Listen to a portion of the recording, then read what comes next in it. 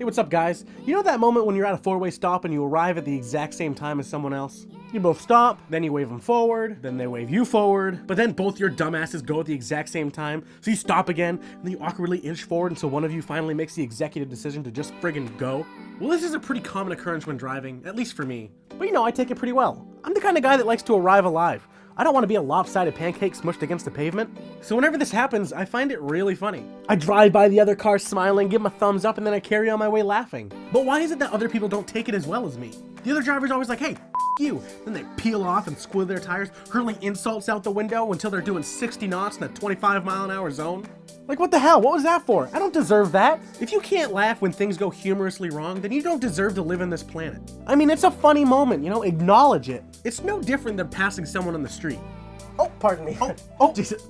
My Excuse bad. me. Okay. No, you go. all right. You know that's happened to you. But at that point, you laugh, right? It's funny. It's a minor inconvenience. You wouldn't just punch the other guy in the spleen for that, would you? Oh. That was my spleen. Damn right it was your spleen. Next time I'll be your Gallbladder. Exactly. It's a stupid thing to get pissed off at. So why's it gotta be so different in a vehicle? Drop the attitude, be a decent human being, and then laugh with the stranger as if he was an old friend. Go grab a beer and reminisce about that one memory you have. I tell you, we'd be a lot better off as a society if people weren't so easily triggered by the tiniest crap. And now, by you being pissed off at something so minuscule, you've now ruined my entire day. How the hell is that fair? Congratulations, prick. I hope you drive your convertible right off a ravine during your rage-driven engine rev, but because you're not buckled, you fall into the water out of your car safely. And of course, once you realize you're safe, you look to the Lord above and thank him for blessing you with a second chance, only to see your car come smashing down, crushing your face into a closed casket funeral, which no one shows up at, by the way, because you sucked as a person and nobody loved you.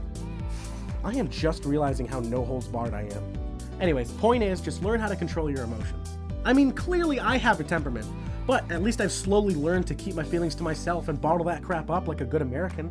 Now, with all that being said, and I think genetics is on my side when I say this, but human beings are instinctively assholes.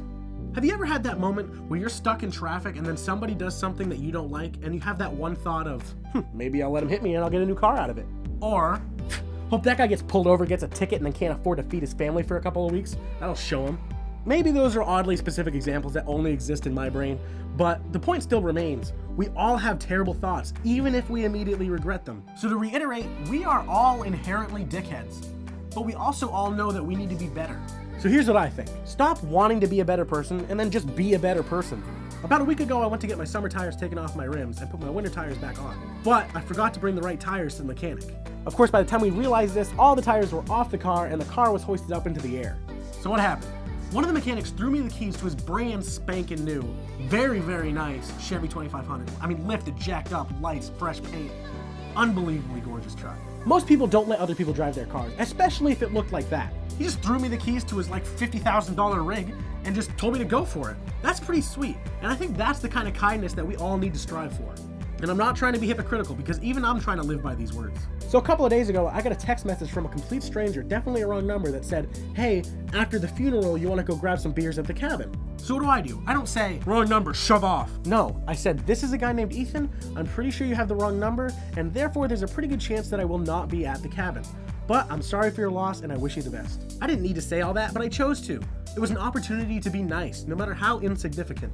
And on the off chance that they invite me to the cabin anyway, I'd honestly consider going.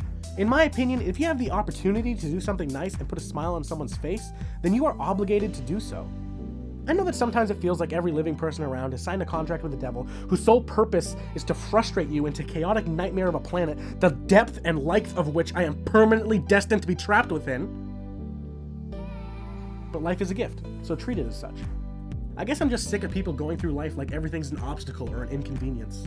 I know that I probably sound a little hypocritical to you guys, especially considering my rage-fueled ranting, but I do wake up every single morning trying to do better and better and better, and at the end of the day, that is all you can ask of yourself.